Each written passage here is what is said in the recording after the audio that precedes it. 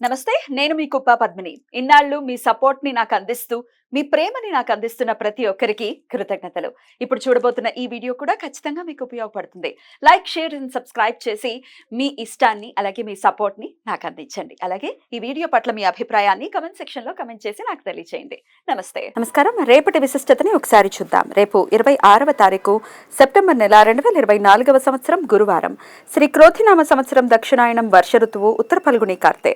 రేపు భాద్రపద మాస బహుళపక్ష నవమి తిథి మధ్యాహ్నం 12:25 వరకు, తదుపరి దశమి తిథి. పునర్వసు నక్షత్రం రాత్రి 11:34 వరకు, తదుపరి పుష్యమి నక్షత్రం.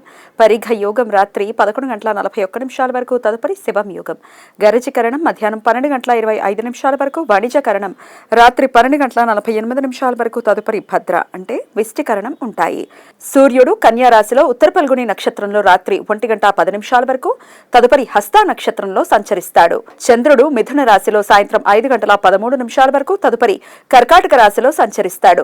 నక్షత్ర వర్జం ఉదయం 10:59 నుండి మధ్యాహ్నం 12:39 వరకు. అమృతకాలం రాత్రి 9:03 నుండి 10:43 వరకు. హైదరాబాద్ ప్రాంతం వారికి రేపు సూర్యోదయం ఉదయం 6:06 సూర్యాస్తమయం సాయంత్రం 6:09. చంద్రోదయం రాత్రి 1:25 చంద్రాస్తమయం మధ్యాహ్నం 2:11.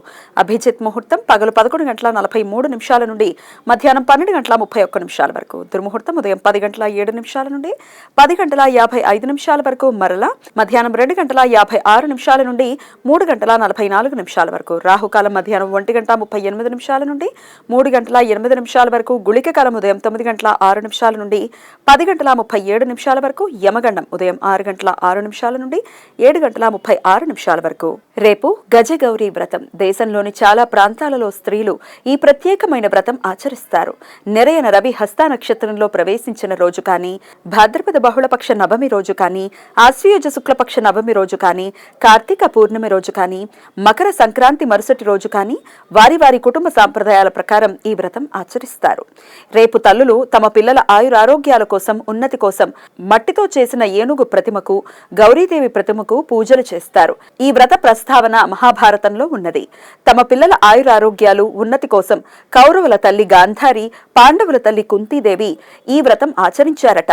కుంతీదేవి కోరిక మేరకు ఈ వ్రత ఆచరణ నిమిత్తం ఆమె కుమారులు భీముడు, అర్జునుడు ఐరావతాన్ని అంటే దేవేంద్రుని తెల్లని ఏనుగును భూమి మీదకు తీసుకువచ్చారు అని మహాభారత కథనం. గురువారం పుష్యమి నక్షత్ర కలయిక ఉండటం చేత రేపు గురు పుష్యమి యోగం, అమృత సిద్ధి యోగాలు రేపు రాత్రి 11:34 నుండి ఎల్లుండి సూర్యోదయం వరకు ఉంటాయి.